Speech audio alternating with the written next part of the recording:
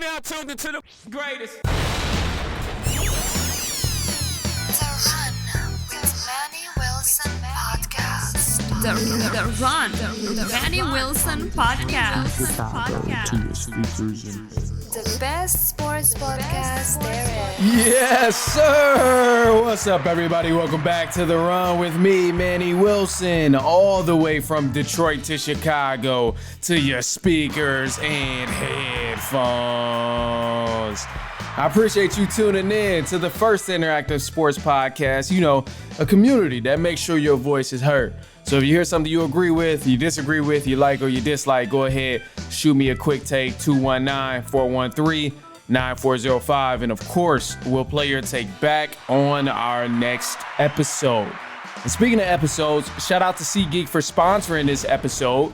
Get $20 off your first ticket purchase when you use the promo code The Run Podcast. Now, this code can only be applied for first-time users on the mobile app or website. So I don't know about you, but I went to the Bears game and went ahead and saved myself $20 by purchasing my tickets through SeatGeek. Had to create an account real quick and then got my $20 off. So it was a crazy Bears game, and I should start with that, but I got to save that for later on in the show just because it was crazy. I got to keep something that keeps you waiting, All right, so here's what we're going to do. We're going to start off with the Detroit Lions and the Houston Texans because, man, them Detroit Lions, they took over Houston in a crazy, crazy game that should not have even went in their favor. This was just wild.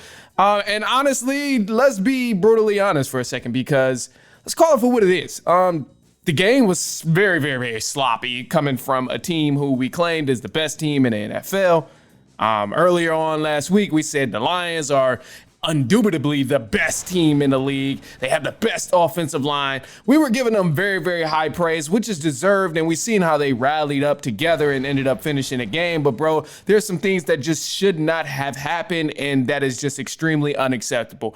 First things first, Jared Goff, bro, come to the stand because 5 interceptions. Jared Goff, what the hell were you doing? 5 interceptions is just unacceptable. From any quarterback running an offense, that's unacceptable. That should not have even come close to 5 interceptions. It's a damn shame that the Texans blew the game, which I'll touch on in a second, but it's a damn shame that the Lions were even able to win the game after throwing 5 interceptions, 5 turnovers to the other team, and you couldn't outscore them. Ridiculous. So just before I even get all the way over there, it's just this man Jared Goff ended the half with an interception and then coming straight into the first drive, threw another interception. It was crazy. The Lions were not locked in at all. They looked completely different than what we've seen them do in these past 8-9 weeks.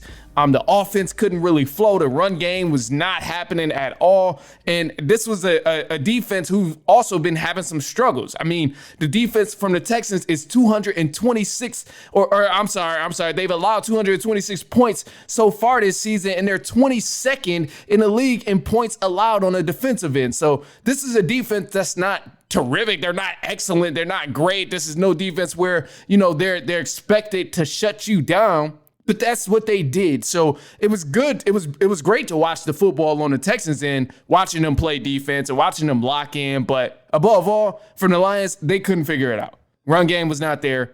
Obviously, they couldn't pass, throwing 5 interceptions. It was ridiculous to watch. It was very sloppy. But above all, they ended up rallying it together. One of the things I did love from the Texans defense, I hinted at that a little bit, is like, man, they really shut down all the running options in that first half. I love the way I seen the linebackers really attack the run with purpose and intention. It was beautiful to watch, especially on the slow-mo replays. Watching those guys really slow Gibbs and Montgomery down was just crazy.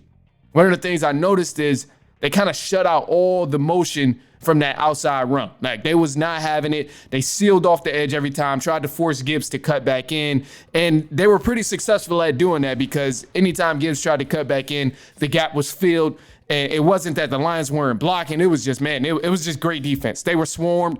It was good. It was solid. Texans looked like a completely different ball club too, the same way the Lions did later on in the half and later on in the game. So it was truly a solid game. I loved the football I seen.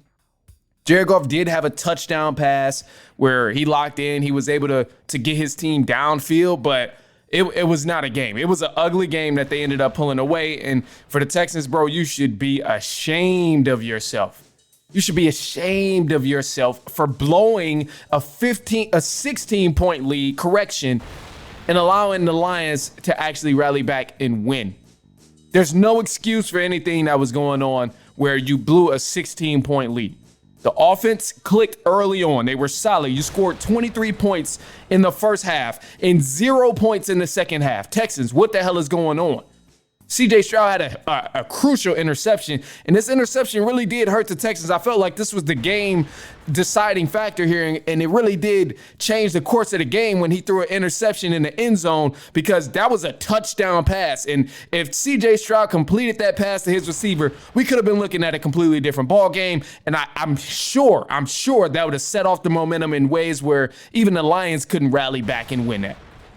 So they blew it. The Texans, they just went out there and they blew it. They handed the game to the Lions. The defense lost all sight of what they were doing well in the first half. They let the Lions run. They let the run game get activated. And shout out to the Lions for putting it together piece by piece and going back to the basics, trying to just get the small runs and the small gains that eventually turned big. So, you know, shout out to both clubs for playing great, but man, above all, Texans, they just really, really blew this game.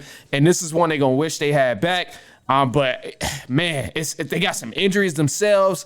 Both sides got injuries, but it was entertaining, man. It was an entertaining primetime game. And I'm glad we got to watch it, because the primetime games in the past few weeks have been rough. But man, it was wild, man. You just can't give a team like the Lions that much opportunity. You cannot give the Lions room to breathe. We talk about why the Lions be putting up 50 on people and 40-something on people. It's because they don't give their opponents a chance to breathe. You have to do the same thing with a team like the Lions, who's not only talented, but who's also going to play hard every single time they step on the field. That's where the Texans messed up. They did not continue to play hard. They made mistakes, and that allowed the Lions to come back and win. Anytime the Lions is giving you extra possessions, 5 extra possessions, typically any team is going to take advantage of that. A dominant team has to take advantage of 5 additional sessions on the offensive side. You have to. And for the Texans to not take advantage of 5 extra possessions, they deserved to lose this game. They absolutely deserved it. They blew it. And I mean, hey, the better team ended up winning. Yes, it was only by a field goal, but it had everybody on the edge of their seats. And what can I say? They deserved it.